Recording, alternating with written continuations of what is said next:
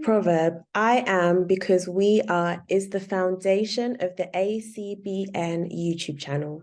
Tap in for all of our remarkable content and ecosystem mobilization through the phenomenal practitioners and thought leaders we engage on this channel.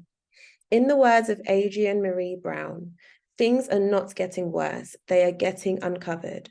We must hold each other tight to pull back the veil. Get ready for another amazing ACBN powered interview. All right, so please, sister, can you please introduce yourself to our viewers and listeners? Yes, first, Mahat, I just wanted to say thank you. I'm excited to have this conversation with you. But for everyone else, my name is Harprit Gill. I am a certified financial advisor and financial educator. I've been in this space now for about 5 years. And it's interesting, you know, how I kind of got into this space, which I know we're going to get into it in a little bit. But this is what I feel like is my passion, is just to educate people about financial literacy and help people understand that achieving wealth is not a far-fetched goal, and it is really attainable as long as we get the knowledge and the information, and we're actually able to apply the teachings that we learn as well. So it's not as far-fetched as we think, as long as we educate ourselves. Exactly. All right, so that's perfect segue for our first question. So please tell us about how you began your journey of educating members of our community on financial literacy.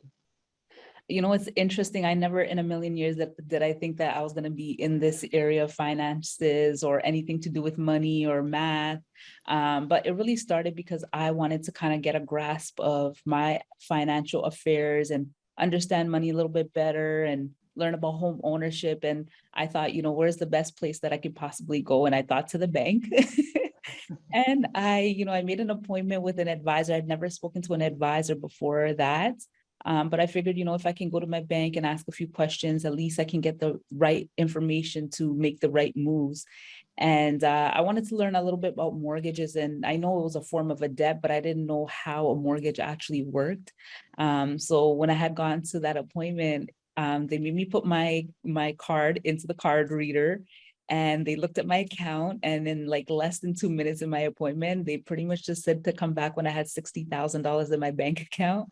And that is when I can come back and speak to somebody and ask some questions. And honestly, that took me off guard. I know that lots of systems are just designed for us to fail and, you know, keep us, oppressed. But I didn't think like the bank that I've been banking with since I was a young teenager, that was going to deny me information, just a few questions. And I was like, can I just ask 2 and I'll get out of here?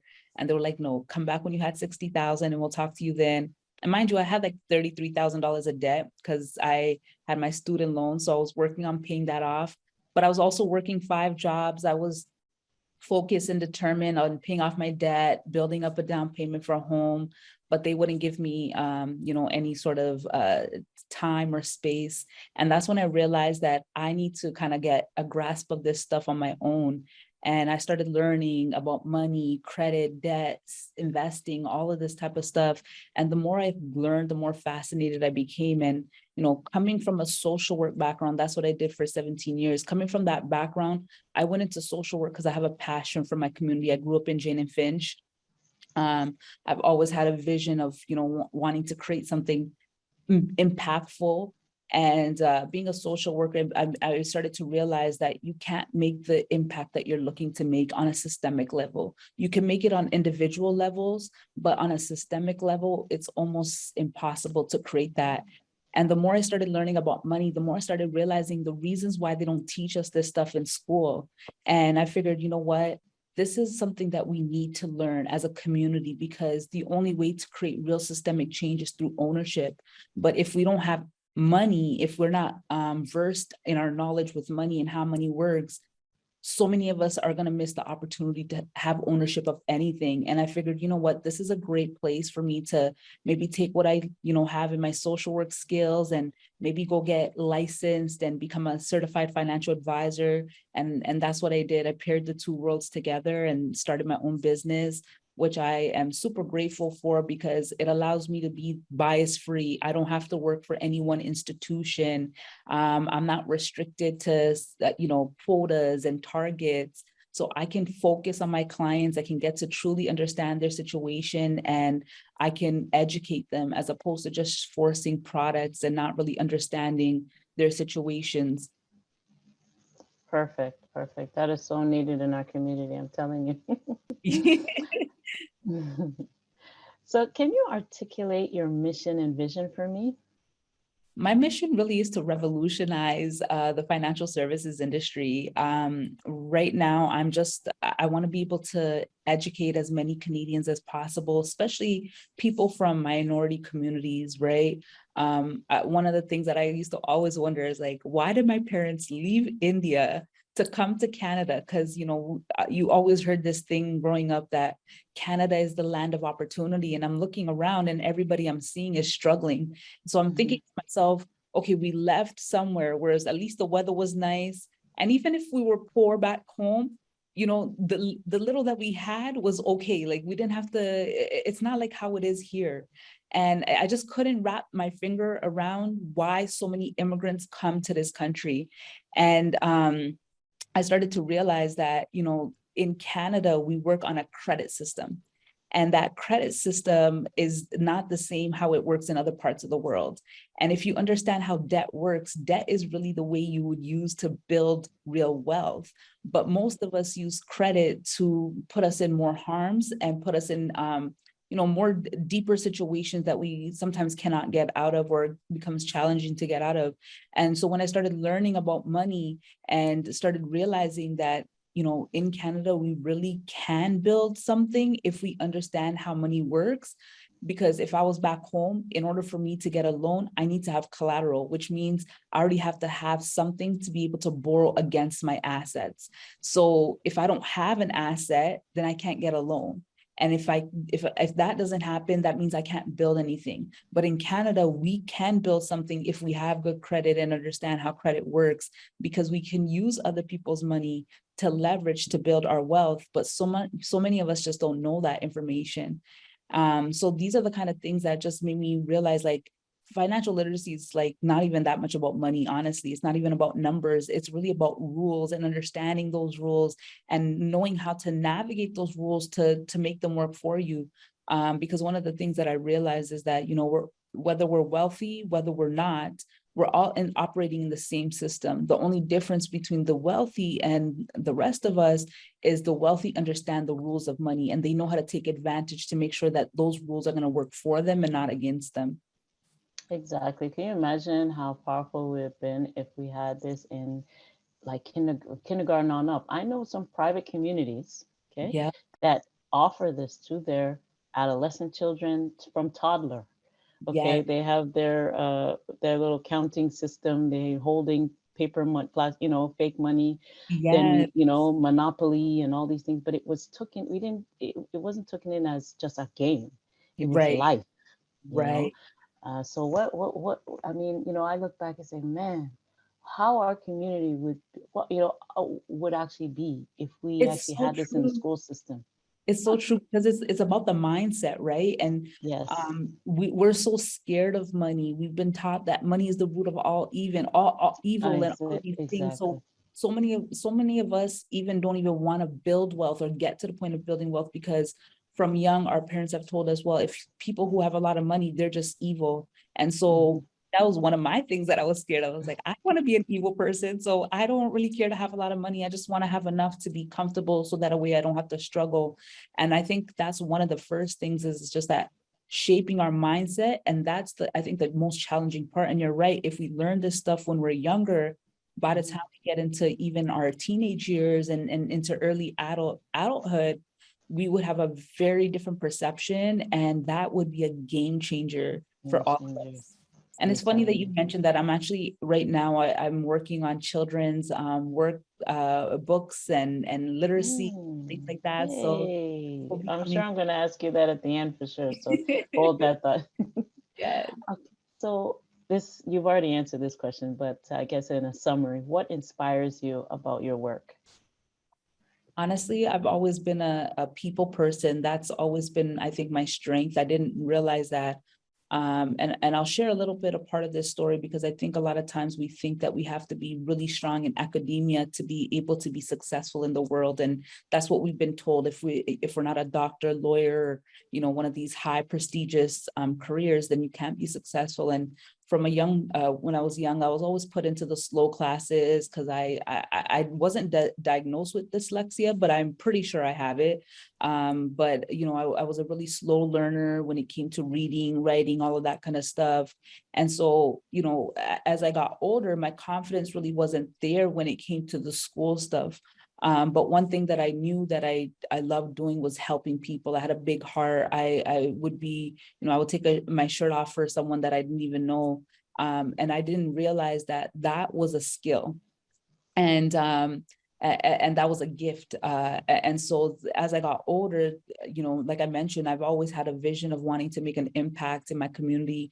I remember, having this vision of creating a community center in Jane and Finch, because I remember, years ago, we went to London, Ontario to go play a basketball tournament, and the Boys and Girls Club that was there, girl, let me tell you, it had a Olympic-sized swimming pool, had a rock climbing wall, it had, massive indoor soccer field, basketball court, everything. And I couldn't believe that was a Boys and Girls Club. And because the Boys and Girls Club that I attended in Jane and Finch was a small Toronto housing like townhome. And so when I seen that vision, I was like, I was so gung-ho on wanting to build that for my community. But as you got older, you start to realize, like, how are you going to do that if you don't have money? That's right. That's right. Yeah. So that's what inspires me. That's amazing. That's amazing. Oh, it'll happen. It'll have people like you who are really pushing for the community.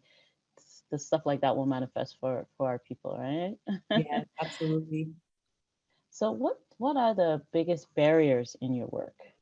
I would say some of the biggest barriers is, I got into this field because I said to myself, like, I want to see people like myself and people who are in my community rise up from their circumstances. And I think the biggest challenge is shifting the mindset, right? So like we talked about, if we had learned this from when we were younger, this would be already embedded into our system and it would become second nature. We wouldn't have to think twice about these things. But when you have 20, 30, 40, 50 plus years of a conditioning and habits, those are the things that are the most challenging, I would say, to kind of tackle, because that's not a one-time, let's just sit down and, have a consultation. That requires us, pretty much counseling and going to the deep-rooted cause of what are the things that are causing these habitual habits, right? And so, because the habits are the most important things. They're the most easy things, but they're most challenging things at the same time. It's always easier said than done, right? So I would say that is probably by far one of the biggest challenges, is really the mindset and helping people come to the other side. And, when I first started my business, my biggest thing was, trying to help everybody, but kind of like that notion of, if you can bring the horse to the water, but you can't force it to drink. And and I'm at the point of my business now where I'm like, I still want to help my community, but I also have to focus on the people who want to be helped, because the ones who don't want to be helped, it's a big challenge. It's a big obstacle. Absolutely. And it's, like you said, it's deep rooted. There's a Right. lot of trauma built up with financial illiteracy. Yes, exactly. And just the relationship with money too, right? Relationship. Yeah. Yeah.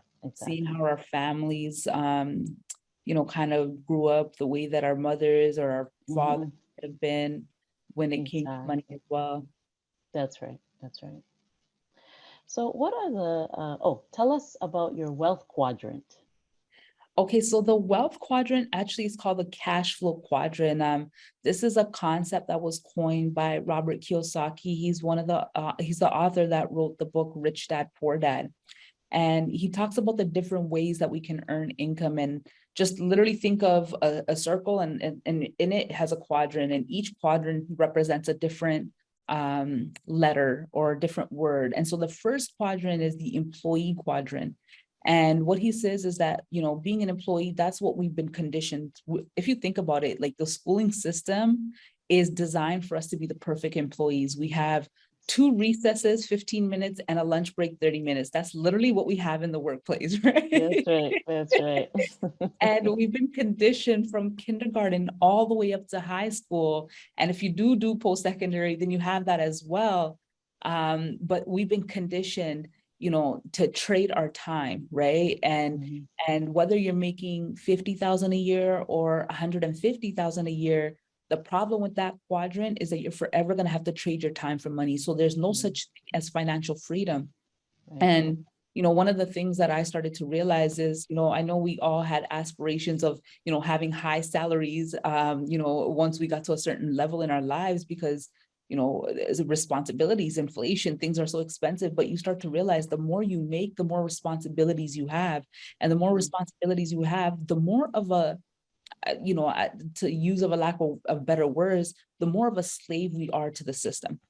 That's right. Right?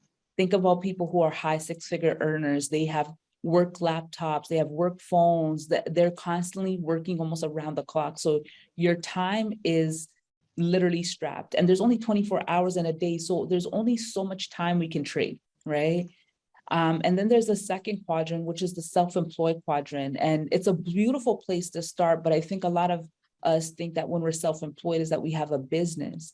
And that's one of the false misunderstandings that so many of us have, that but we don't have a business, because the only difference between being self-employed and being being an employee is that you go from working for somebody, now you just work for yourself. And so you're still trading time for money. So if you needed to take a vacation, you're no longer earning. If you have a sick day, you're not earning. If you don't have clients, you're not earning. So the same concept, right? In fact, if you think about it, most people who are self-employed, yes, possibly you could make more money than a person who's employed, but they're also still working around the clock. And once you stop working, the income stops coming in. And then you have your business owner, which is the third quadrant. And a business owner is someone who owns a system. For anyone who's ever watched or haven't watched this movie, it's called The Founder. I highly recommend it, because it's about how McDonald's actually first came about, like who the founders of McDonald's were, and the system that they created to simplify the entire process. So you know, you're thinking, oh, McDonald's, like what kind of system would they need? It's just a burger and fry shop. But no, they had a system down to making sure orders are done in like less than 30 seconds, drive-through, down to like how much mustard, ketchup, pickles, all of those kind of things. That's literally going down to the system. And what a system allows you to do is allows you to duplicate, because what you can do is you can hire people and you can teach them, hey, at the fry station, that's, you push that button 30 seconds or whatever, a minute and 30 seconds. The burger station, you train those people, you can duplicate that. Like you can duplicate every part of the system. So that's why when you even look at McDonald's, a lot of people who are working in McDonald's are either students or sometimes elderlies who possibly can't retire yet, right? So it's a duplicatable system. So that's what a business owner is. So that if you choose to take your, you know, feet and kick up, then the system is still operating. And then you have your last quadrant, which is your investors quadrant. And your investors are the people who make their money work for them, whether they're investing in real estate, private lending, venture capitals, things of that sort. So you're making your money work for you. You are no longer a slave to money. And the goal of the cash flow quadrant and the wealth quadrant is that you want to go from the left side, which is the employee and the self-employed, to the right side, which is the business and the investors, because the people who are investors and business owners, they get 100% of freedom because they are no longer working for money. And two, the biggest problem, I would say one of the biggest problems or impacts in our ability to build wealth here, especially in North America, is the impact of taxes. So when you're on the right side of the quadrant, you pay way less more taxes than someone who is self-employed or someone who's an employee. And this is, I think, one of the biggest solutions. Like, of course, mindset for sure, and how we spend our money is another thing, but we can only make so many cutbacks to our expenses because even if, you get an extra few, coffees a week or extra few, takeout meals, you cutting those out is not going to impact your ability to build wealth in a massive way. Our ability to build wealth is to actually reduce the amount of taxes we pay and how much money we can make without trading so much of our time. Oh, it's true. You broke that down perfectly. I vividly remember you can still even find them on YouTube, Robert Kiyosaki breaking it down. And I mean, it's so important for everyone to really take that in. Yeah, for Right, sure. yes. Thank you. And what tools are most useful for your clients and community that you engage? So I do a lot of reality checks when I'm whether I'm educating, whether I'm sitting down with a client. And what I mean by reality checks is that, I think that one of the things I always say that even if our parents didn't have the literacy to teach us, if they explain things in a way of the consequences, we might have been able to maybe start thinking about saving earlier. Like one of the things I can think about my mom, she always told me, save money, save money, save money. And I did for a while because she forced me to. But when I got to being about 18, 19, I was like, well, if you're going to die one day, what's the point? I Why can't had I that thought live too. my life? Mhm. Right? She had explained to me, how the world works and how things operate and how expensive it is to be an adult, once you're at Mm, your parents' home. I think I would have reevaluated things a little bit better. I would have put away, even if it was $100 a month, because, the thing about investing is that when you start young, you can start with small increments and you can still have a substantial amount by the time you retire. But as we get older, time is no longer on our side. So we have to save more, right? So I use a lot of reality checks. I do a lot of activities because I'm a believer that I'm not just here to teach, I'm here to help people have a realization. And that those are two different things. And I want people to come to their own understanding of why something is important, not just because I'm telling them that something is good for them or it's not good for them. So, hence the reason why I focus on education, because I'm a believer that with education, everything becomes a little bit easier, because now it's no longer it's not just me forcing things on you, but I'm actually giving you the blueprint on, the things that the wealthy people are doing. Now it's just a matter of, are you going to put the action in? Because, so many times we say knowledge is power. And I think, yes, knowledge is power, but I believe the application of knowledge is actually more powerful. that's right. That's right. That's right. Putting it into action. Yes, exactly. Exactly. And what are the biggest barriers to generational wealth for Canadians? I would say, one, the fact that we're not earning enough. The average Canadian is making about $60,000. That's as an individual. And to be considered even like middle class these days, you have to be earning about $130,000 as a household income. And we know that's not the average. So the lack of income is one problem, but I also believe the spending habits are another problem as well, because everything starts with small steps before you can get into the next level, right? So a lot of times when I sit down with my clients, most people don't have any sort of cash flow left over at the end of the month, meaning there's nothing to work with, whether to pay off their debt or save money. So I usually get people to do a needs and wants activity. So I usually get them to go back into their last 2 to 3 months of their bank statements, and I make them go line for line and I identify whether that purchase was a need or a want. And oftentimes I come around, I would say about a $600-700 average, sometimes more, but about average, about $700 is what I see we can find people spending miscellaneously on areas that are just, whether it's Ubers or Uber Eats, things like that, Mhm. especially the young generation, because, you know, uh, uh, accessibility and convenience is such a thing these days that we're not thinking about, where are we spending our money? How are we spending it? And the consequences of, these small purchases, because you think, oh, $5, oh, that's not a big deal. Then another $10, not a big deal, but all of those dollars add up, right? So I think those two things are a big thing when it comes to building wealth, but also I think that generational wealth over the last, I would say 3-4 years has become a very trendy word to say. And I don't think people really understand what generational wealth truly means. Generational wealth is the transfer of wealth from one generation to the other. But what a lot of people don't realize that in that transfer of wealth, there's a whole legal process that takes place. So one thing that I tell people often is that the unfortunate reality of every single one of our, existence is that we're worth more dead than we are alive. When we pass away, if we have debt, that will potentially get transferred over to our next in kin, right? So if you have a car loan, credit card debts, things of that sort, that just doesn't vanish into thin air. That could potentially get passed on to whoever is next. And that, that creates generations of poverty. And then think about, just for example, like our death, our funerals is about, on average, $25,000 is what a cost for a funeral is. And I don't know the average person who even has $2,000 saved up, much less $25,000 to bury one of their loved ones at an unexpected time. So that's those things right there is so impactful because people don't realize the importance of life insurance.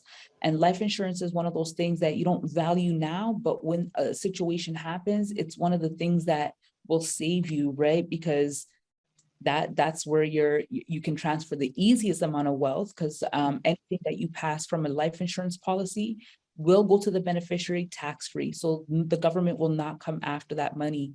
And then the other thing about generational wealth is that, let's just say, for example, somebody died last year, and let's say they died, let's say around October, and they have, let's say, 2 properties, they have a tax-free savings account, retirement savings, they have a business. You would assume, just the way that debt gets passed on to our loved ones, that our assets should also do the same. But it doesn't. So what's the first thing that the government will do? They'll seize the estate. So that means your estate is everything that's under ownership under that deceased person. So let's just say if I have all these things that I own, that's my estate. So whoever that person that passed away, the government is going to freeze that estate.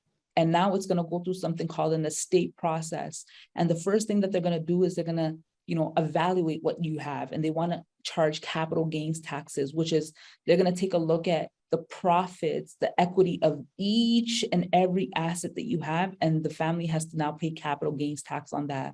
There's another thing called probate taxes. And probate taxes is literally just administrative tax. In Ontario, we pay 1.5% on every $1,000 after $50,000. So that's another tax we have to pay. And then there's a final tax. So although this person died last year, their family is still responsible in 2023 to make sure that they paid their last year's taxes, their income taxes, did their taxes. So if you ever look at a tax form, the first page is the information sheet, and you'll see there's a checkbox for alive or deceased. So they know that you're closing this person's, pretty much their life off, and there's no more taxes owing once those final taxes are taken care of. Now, this is what can happen. If you have life insurance, the whole goal is supposed to be to take care of all those taxes, so that way you can inherit the wealth without depleting it because of the taxations. Now, if someone doesn't have life insurance, now what's going to have to happen is the government doesn't care if you don't have the money, you're going to have to start selling those assets off. And I'm not saying you're going to end up selling everything, but you could end up potentially selling off a good chunk of it, because we don't know what those tax amounts are going to be. And that means you've just depleted your wealth. It could be by 50%, it could be by more. I'm just giving hypotheticals because every situation is, obviously different. And the whole goal is that when we're creating generational wealth, we want to make sure that everything that we work so hard for in this lifetime gets transferred to our family and our loved ones, so they can carry that on to the generation after us. And so I think that a lot of us, we're using the word generational wealth, and I think the intentions are good, but I don't think that people truly understand what the process looks like and how you actually create it. Exactly, the whole dynamic. It's a whole dynamic that needs to be explained just the way you explained it. Yeah, yes, beautiful. Absolutely. Beautiful. It's crazy. So crazy. It is. It is. So, okay, so here's where you can get into what you have coming up. So do you have any set of key priorities in your work right now, like what you have coming up? Yeah, so this year, I've been working with a lot of different organizations. I've created a financial literacy curriculum. So I teach financial literacy in schools, but different nonprofits. So they'll hire me on as a contractor and we'll run a financial literacy program. And it depends on the organization, how they want that curriculum to be executed, and I can tailor it to that specific organization's needs. But like I was mentioning, I have a lot of kids stuff coming out. So by the ending of this year, there's going to be a children's book on financial literacy. There's going to be also, I'm creating songs right now on financial literacy. So there'll be music, YouTube channel with all of that stuff, because it's to just teach it. I think it can get played out really quickly, but if you put it in music, it's entertaining, it's retainable, it's repetitive, right? So it sticks to us. So I'm creating that currently right now as well. I actually, so I also do, business coaching for small and medium-sized entrepreneurs. And I have a branding and business scaling conference that's going to be coming out in September as well. And in November, I have a wealth building gala. So I did a gala 2 years ago, which was really successful. There was about 150 people. Tickets were sold out. So I'm going to be doing that again this year. So it's going to be a conference and a gala. So it's going to be super exciting. Oh, amazing. Well, I'll definitely hit you up on that because my daughter, she's a performer, but we'll get into that Okay, that's amazing. Yes. Great, great, great. So do you have any closing thoughts or calls to action? I would just say, I think a lot of times people feel like in order for them to reach out for help or, get an advisor or start getting their money affairs in order, that they already have to have their things figured out before they can go to someone. And I think I'm not going to speak for everyone. I could just speak for myself and how I operate in this space. For me, it's not about you having your things together. It's about you having your mind ready to take action. So as long as you're ready, it doesn't matter how far you think you are or how ahead you think you may be. Everybody can use this knowledge. And it really just starts with something as simple as that. Like even with myself, when I told you at the beginning that I went to the bank and they denied me, I'd look at that as like one of the biggest blessing in disguise, because if that didn't happen, I would not be in this space right now. I would still be doing what I was doing, working 5 jobs, still trying to figure things out. But all it takes is one step, and that one step leading into one action, and then it slowly becomes a snowball effect. And you'd be surprised how far you can get in a short period of time. Because even though at that time when I went to the bank, I was $33,000 in debt, in a span of 3.5 years, I paid off the 33,000. I put 93,000 on my first property. I saved up an additional $30,000 for an emergency fund. I quit all my 5 jobs and I started working full time for myself in the middle of the pandemic. So things can happen if you want it to happen, and if you believe in yourself, and you're just ready to work. It does take a lot of sacrifice. I'm not going to say it's going to be a breeze and it's a walk in the park. It takes sacrifice, it takes discipline. But if you have those things, I promise that you can get anywhere you want to be. That's it. That's it. Powerful. So, oh my gosh, Harpreet, this is so powerful. Like so many people out there. I mean, I know it's just resonating with them and they're going to reach out to you, because I think another big thing that's missing too is that mentorship, that real commitment from our financial advisors that really want to help the community and just help people in general. Get from 0 to 100. Even if we can get to 0 to 50, that'd be great. At least we're climbing up. We're not going down. Exactly. So we want to appreciate, your time. We thank you so much. Your remarkable spirit, your Thank leadership. you. We really appreciate it. And, we close the way that we began this interview by acknowledging the original stewards of the lands, various lands we are on. We also acknowledge our ancestors. We acknowledge all those who toiled without compassion or compensation. We acknowledge all the elders and community stalwarts whose shoulders we stand on as we build, share, and learn together for our collective liberation and sovereignty. So I want to thank you again. I really appreciate it. And, I'm sure we're going to have you back many, many more times for SETSI, things that we have going on for the community. Thank you. I really appreciate it. It was lovely and a pleasure